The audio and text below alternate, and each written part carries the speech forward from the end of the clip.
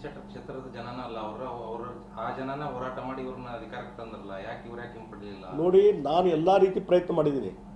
ಯಾವಾಗಲೂ ಮುಖ್ಯಮಂತ್ರಿ ಇರುವಂಥ ಅಧಿಕಾರ. ನಾ ಇದ್ದದ್ದು ಮುಖ್ಯಮಂತ್ರಿ ಬರೀ 10 ತಿಂಗಳು. ಯಡಿಯೂರಪ್ಪನವರು 4-5 ವರ್ಷ ಮುಖ್ಯಮಂತ್ರಿ ಇದ್ದರು. ಬೊಮ್ಮಾಯಿ ಅವರು 2-2.5 ವರ್ಷ ಮುಖ್ಯಮಂತ್ರಿ ಇದ್ದರು. ಸದಾನಗೌಡರು ಇದ್ದರು. ನಾನು ಇದ್ದದ್ದು ಬರೀ 10 ತಿಂಗಳ ಮುಖ್ಯಮಂತ್ರಿ. 10 ತಿಂಗಳಿದ್ದಂಥ ಸಂದರ್ಭದಲ್ಲಿ ಏನೇನೋ ಮಾಡಿದೆ ಎಲ್ಲ ರೆಕಾರ್ಡ್ ಇದ್ದಾವೆ. ಯಾವ ಕೇಸ್ಗಳು ವಿಡ್ರಾ ಮಾಡಿದ್ದು ಮತ್ತೊಂದು ಎಲ್ಲವೂ ಆಗಿದ್ದಾವೆ. ನನ್ನ ಟೈಮ್ನಲ್ಲಿ ಏನು ಪ್ರಯತ್ನ ಮಾಡಬೇಕು ನಾನು ಮಾಡಿದ್ದೇನೆ. ಆದರೆ ಇವರ ಕರಸೇವಕರ ಬಗ್ಗೆ ಇಷ್ಟೆಲ್ಲ ಅನುಕಂಪ ಹೋರಾಟ ಮಾಡ್ತಾರಲ್ಲ, ಇವ್ರದ್ದೇನು ಪಾತ್ರ? ಇವತ್ತು ಅಶೋಕ್ ಅವರು ಹೋಮ್ ಮಿನಿಸ್ಟರ್ ಇದ್ದರು. ಎಷ್ಟು ಕೇಸ್ ವಿಡ್ರಾ ಮಾಡಿದರು? ಅವತ್ತು ಏನಾರ ಬಂದು ಅಶೋಕ್ ಅವರು ಇಲ್ಲಿ ಹೋಮ್ ಮಿನಿಸ್ಟರ್ ಆಗಿ ಇಲ್ಲಿ ಕರಸೇವಕರದ್ದು ಎಷ್ಟು ಕೇಸ್ ಅದಾವು, ಅದನ್ನೇನು ಮಾಡಬೇಕು, ಯಾಕೆ ವಿಡ್ರಾ ಮಾಡಬಾರ್ದು, ಈ ಪ್ರಪೋಸಲ್ ಕಳಿಸ್ರಿ ಅಂತ ಯಾವಾಗಾದ್ರೂ ಹೇಳಿದ್ರು ಅವ್ರಿಗೆ?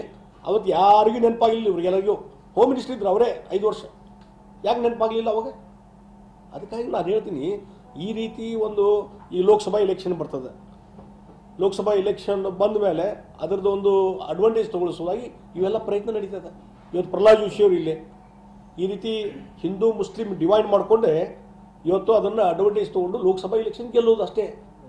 ಅದರ ಸಲುವಾಗಿ ಇದೆಲ್ಲ ಮಾಡೋದು. ಇದರ ಹಿಂದೆ ಪ್ರಹ್ಲಾದ್ ಜೋಶಿ ಅವ್ರದ್ದು ಕೈವಾಡಿದೆ ಅಂತ ಹೇಳ್ತೇನೆ ನಾನು. ಅಲ್ಲ, ಈ ರೀತಿ ಇಂಥ ಘಟನೆ ಇದ್ದದನ್ನೇ ಅಡ್ವಾಂಟೇಜ್ ತಗೊಂಡು ಎಮೋಷನಲ್ ಇಶ್ಯೂ ಮಾಡಿಕೊಂಡು ಅಂದ್ರೆ ಇಲೆಕ್ಷನ್ಗೆ ಉಪಯೋಗ ತಗೊಳ್ಳೋ ಸಲುವಾಗಿ ಇದು ನಡೀತಾ ಇದೆ ಹೊರತು ಬೇರೆ ಏನೂ ಇಲ್ಲ ಅಂತ ನಾನು ಹೇಳ್ತೇನೆ. ಲೋಕಸಭಾ ಎಲೆಕ್ಷನ್ ಹಿನ್ನೆಲೆಯಲ್ಲಿ ಇವೆಲ್ಲ ನಡೀತಾ ಇದೆ. ನಿಮಗೇನಾದರೂ ಪ್ರಾಮಾಣಿಕ ಇದ್ದ ಕರಸೇವಕರ ಬಗ್ಗೆ ಪ್ರಾಮಾಣಿಕತೆ ಇದ್ದರೆ ಹಾಗಾದ್ರೆ ಕೇಸ್ ವಿಡ್ರಾ ಮಾಡೋಕೆ ನಿಮ್ದು ಏನು ಪ್ರಯತ್ನ ಇದೆ? ಅದನ್ನೇನೂ ಹೇಳೋದಿಲ್ಲ. ಈಗ ಆಯ್ತರಪ್ಪ, ಹೋಗಿ ಇದು ಕೋರ್ಟ್ನಲ್ಲಿ ಮ್ಯಾಟರ್ ಇದೆ.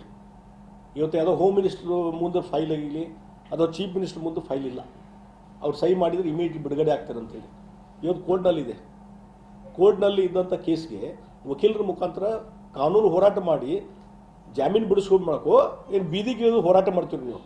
ಯಾಕೆ ಲೋಕಸಭಾ ಎಲೆಕ್ಷನ್ ಬರ್ತದೆ, ಅದಕ್ಕೆ ಬೀದಿಗಿದ್ದು ಹೋರಾಟ ಮಾಡೋದು. ಅದ್ರ ಬದಲಿ ವಕೀಲರ ಮುಖಾಂತರ ಇವತ್ತು ತುಷಾರ್ ಗಿರ್ನಾಥ್ ಅವರು ಮೇಲೆ ಅಟಾರ್ನಿ ಜನರಲ್ ಇದ್ದಾರೆ. ಅವರು ಅಡಿಷನಲ್ ಸಾಲಿಸಿಟರ್ ಜನರಲ್ ಇದ್ದಾರೆ.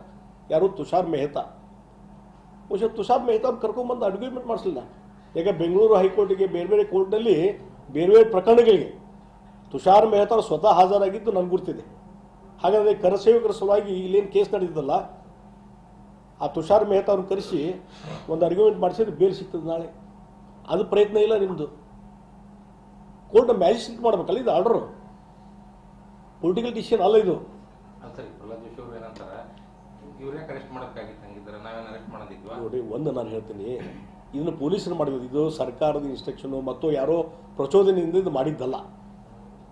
ಇವತ್ತು ಯಾರೋ ಒಬ್ಬರು ಮಾಡ್ತಾರೆ, ಪೊಲೀಸರು ಇನ್ಸ್ಪೆಕ್ಟ್ರು ಕೋರ್ಟ್ ಡೈರೆಕ್ಷನ್ ಅದನ್ನು ಮತ್ತೊಂದು ಮಾಡಿರ್ತಾರೆ. NBW ಇಶ್ಯೂ ಆಗಿರ್ತಾವೆ, ನಾನ್ ಬೇಲೇಬಲ್ ವಾರಂಟ್ ಇಶ್ಯೂ ಆಗಿರ್ತಾವೆ. ಆ ಹಿನ್ನೆಲೆಯಲ್ಲಿ ಅರೆಸ್ಟ್ ಮಾಡಿದಾಗ ಅದಕ್ಕೆ ಲಾಸ್ಟ್ ಕೊನೆಗೆ ಸೊಲ್ಯೂಷನ್ ಏನು ಪರಿಹಾರ? ಕೋರ್ಟಿಗೆ ಹೋಗಿ ಜಾಮೀನು ತಗೊಳ್ಳೋದು. ಜಾಮೀನು ತಗೊಳ್ಳುವಂಥ ಪ್ರಯತ್ನ ಮಾಡ್ಬೇಕಾಯ್ತಲ್ಲ ಇವರೆಲ್ಲ. ಅದು ಬಿಟ್ಟು ಅದ್ರ ಹಂಗಾಯ್ತು ಹಿಂಗಾಯ್ತು, ನಮ್ಮನ್ನು ಅರೆಸ್ಟ್ ಮಾಡ್ರಿ, ಇವ್ರನ್ನ ಅರೆಸ್ಟ್ ಮಾಡ್ರಿ, ಇದು ಅರ್ಥ